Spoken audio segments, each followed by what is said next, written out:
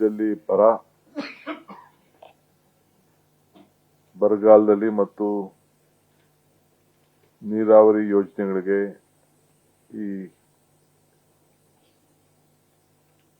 ಡ್ಯಾಮ್ಗಳನ್ನ ತುಂಬದೇ ಇರೋದಕ್ಕೆ ರೈತರಿಗೆ ಆಗ್ಬೋದಂತ ಸಮಸ್ಯೆ ಮತ್ತು ಅವರ ಕ್ಷೇತ್ರದ ಅಭಿವೃದ್ಧಿ, ಸರ್ಕಾರದ ಹೊಸ ಕಾರ್ಯಕ್ರಮಗಳು ಮತ್ತು ಫಲಾನುಭವಿಗಳಿಗೆ ಯಾವ ರೀತಿ ಗ್ಯಾರಂಟಿ ಯೋಜನೆ ಫಲಾನುಭವಿಗಳಿಗೆ ಯಾವ ರೀತಿ ಹೊಸದಾಗಿ ನಾವು ಪರಿಷ್ಕರಣೆ ಮಾಡ್ತಾ ಇದ್ದೀವಿ, SIR ವಿಚಾರ, ಪ್ರಜಾಸೇವೆ ಇಲಾಖೆ ಯಾವ ರೀತಿ ಇರ್ತದೆ, ಸೊ ಕಡೆಯ ವ್ಯಕ್ತಿ ಕೂಡ ನಮ್ಮ ಸರ್ಕಾರ ಯಾವ ರೀತಿ ಸಹಾಯ ಮಾಡಬೇಕು, ಆಮೇಲೆ KGF ಗಣಿಗಾರಿಕೆ ಜೀಮನ್ನ ಯಾವ ರೀತಿ ವಾಪಸ್ ತೆಗೆದುಕೊಳ್ಬೇಕು ಮತ್ತು ITI ಜಮೀನನ್ನ ಸರ್ಕಾರ ಹರಾಜಾಗ್ತಾ ಇದನ್ನ ವಾಪಸ್ ನಾವು ಯಾವ ರೀತಿ ಕೇಳಬೇಕು ಮತ್ತು ವಿಶೇಷವಾಗಿ ಮಲೆನಾಡಿನಲ್ಲಿ ಮತ್ತು ಕರಾವಳಿ ಜಿಲ್ಲೆಗಳಲ್ಲಿ ಕಸ್ತೂರಿ ರಂಗನ್ ವರದಿ ಆಧರಿಸಿ ಕೇಂದ್ರ ಸರ್ಕಾರದಿಂದ ಬಂದಂತ ಒಂದು ಅಬ್ಜೆಕ್ಷನ್ಗೆ ನಮ್ಗೆ ಆಗ್ತಾ ಇರುವಂತ ಅನ್ಯಾಯದ ಬಗ್ಗೆ ಎಲ್ಲ ವಿಚಾರಗಳನ್ನ ಈಗಾಗಲೇ ನಾವು ಶಾಸಕರ ಹತ್ರ ಅಭಿಪ್ರಾಯವನ್ನ ಕೇಳಿದ್ದೇನೆ.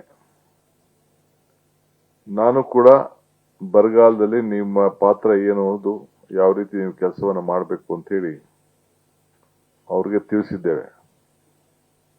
ಈಗಾಗಲೇ ಸುಮಾರು 100ಕ್ಕೂ ಹೆಚ್ಚು ತಾಲೂಕುಗಳನ್ನ ಸದ್ಯದಲ್ಲೇ ಇವತ್ತು ನಾಳೆನೋ ನಮ್ಮ ರೆವಿನ್ಯೂ ಮಿನಿಸ್ಟ್ರು ಈಗೇನು ವರದಿ ಬಂದಿದೆ ಆ ವರದಿ ಬಂದದ್ದನ್ನ ಅವರು ಘೋಷಣೆಯನ್ನ ಮಾಡ್ತಾರೆ.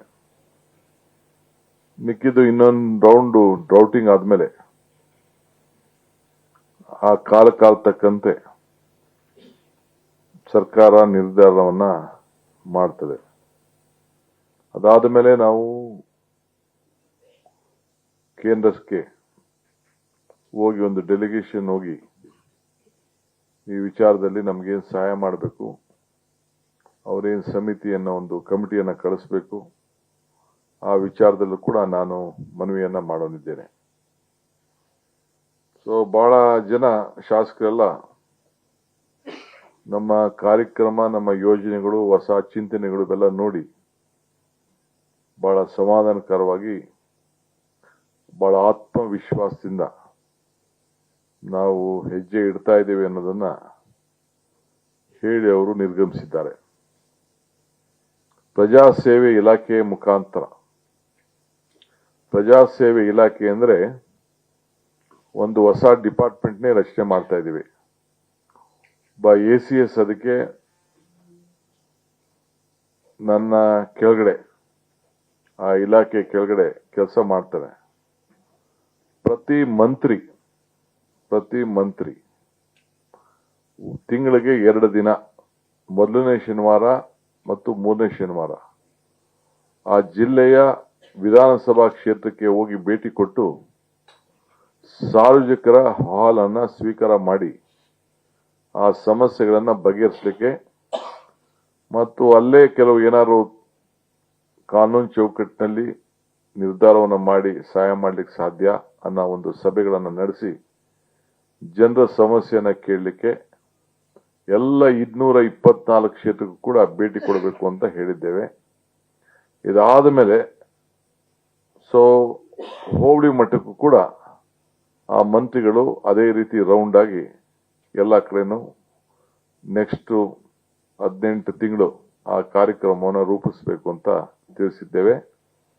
ನಮ್ಮ ಶಾಸಕರು ಅವರು ಮಂತ್ರಿ ಹೋದ್ಮೇಲೆ ಪಂಚಾಯಿತಿ ಮಟ್ಟದಲ್ಲೂ ಕೂಡ ಆ ಜನ ಸಂಪರ್ಕಕ್ಕೋಸ್ಕರ ಈ ಪ್ರಜಾಸೇವೆ ಇಲಾಖೆಗೆ ಹೋಗಿ ಅಲ್ಲೋಗಿ ಏನು ಜನರ ಸಮಸ್ಯೆಯನ್ನ ಆಲಿಸಬೇಕು, ಜನರ ಹತ್ರ ಹೋಗ್ಬೇಕು, ಜನರ ಭಾವನೆಯನ್ನು ಅರ್ಥಕೊಳ್ಬೇಕು, ಅವರ ಸಮಸ್ಯೆ ಏನಿದೆ ಅಂತೇಳಿ ಅರ್ಥಕೊಂಡು ಸರ್ಕಾರಕ್ಕೂ ಮುಟ್ಟಿಸಿ ಅವ್ರಿಗೊಂದು ಪರಿಹಾರವನ್ನು ಒದಗಿಸಿಡಬೇಕು ಅಂತ ಹೇಳಿ ಒಂದು ಹೊಸ ಇಲಾಖೆಯ ಭಾವನೆಯನ್ನ, ಚಿಂತನೆಯನ್ನ ಅವ್ರಿಗೆ ಮಾರ್ಗದರ್ಶನವನ್ನು ಕೊಟ್ಟಿದ್ದೇವೆ. ಸೊ ಅದು ಕೂಡ ಆದಷ್ಟು ನಾವು ಪರಿಹಾರವನ್ನ ಕಂಡುಹಿಡಲಿಕ್ಕೆ ಮತ್ತು ಜನರ ಆ ವಿಚಾರಗಳು ಏನಿದೆ ಅದು ಕೂಡ ಸರ್ಕಾರಕ್ಕೆ ಆಗಾಗ ನಮ್ಮನ್ನ ಭೇಟಿ ಮಾಡುವಂತ ಸಂದರ್ಭದಲ್ಲಿ ಜನರ ಭಾವನೆಯನ್ನು ಕೂಡ ತಿಳಿಸಬೇಕು ಅಂತ ಹೇಳಿ ಅವರಿಗೆ ಮಾರ್ಗದರ್ಶನವನ್ನು ಕೊಟ್ಟಿದ್ದೇವೆ.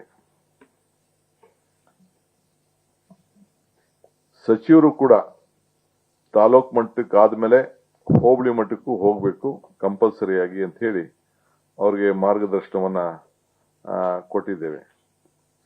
ಇದಲ್ಲದೆ SIR ವಿಚಾರ ಈಗಾಗಲೇ ಪ್ರಾರಂಭ ಆಗಿದೆ. ತಮಗೀಗಾಗಲೇ ಗೊತ್ತಿದೆ, ಸುಮಾರು 1 ಕೋಟಿಗೂ ಹೆಚ್ಚು ವೋಟರ್ ಲಿಸ್ಟ್ ಅಲ್ಲಿ ಇಲ್ಲ. ಸೊ ಈಗ ನಾವು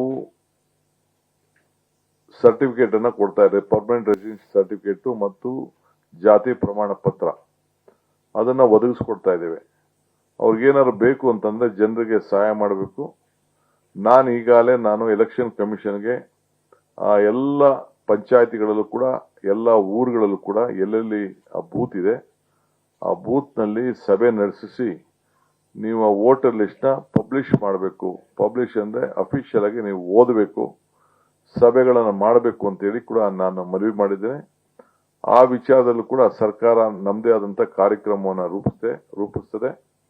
ಈಗ ನಾನು ಶಾಸಕರು ಕೂಡ ನಿಮ್ಮ ಕ್ಷೇತ್ರದಲ್ಲಿ ಮತದಾನದ ಹಕ್ಕನ್ನ ಉಳಿಸ್ಕೊಳ್ಬೇಕು. ಮತ ಇದ್ರೆ ನಿಮ್ಮ ಬದುಕಿಗೆ ಒಂದು ದೊಡ್ಡ ಶಕ್ತಿ ಬರ್ತದೆ ಅನ್ನೋದನ್ನ ಅವ್ರಿಗೆ ವಿಚಾರವನ್ನ ಪ್ರತಿಯೊಬ್ಬರು ಕೂಡ ತಿಳಿಸಬೇಕು. ಯಾರಿಗೂ ಕೂಡ ಅನ್ಯಾಯ ಆಗಬಾರ್ದು. ಮತದಾನದ ಹಕ್ಕನ್ನ ಕಾಪಾಡಲಿಕ್ಕೆ ಎಲ್ಲರೂ ಕೂಡ ಒಂದು ಅವಕಾಶವನ್ನು ಕೊಡಬೇಕು. ಈಗ ಕೆಲವರಿಗೆ ಸುಮಾರು ಒಂದು 45 ಲಕ್ಷಕ್ಕೂ ಹೆಚ್ಚು ಜನರಿಗೆ ನೋಟಿಸ್ಗಳು ಹೋಗ್ತಾ ಇದೆ.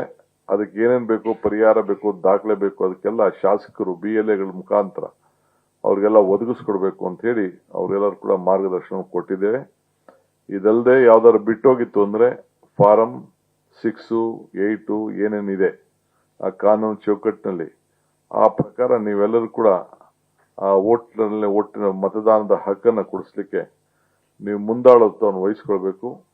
ಯಾವುದೋ ಪಾರ್ಟಿ ಪಕ್ಷ ಅನ್ನೋದಕ್ಕೆ ನೋಡದೆ ನೀವೆಲ್ಲರೂ ಕೂಡ ನೀವು ಸಹಾಯವನ್ನು ಮಾಡಬೇಕು ಅಂತ ಹೇಳಿ ಅವರಿಗೆ ಮಾರ್ಗದರ್ಶನವನ್ನು ನಾವು ಕೊಟ್ಟಿದ್ದೇವೆ.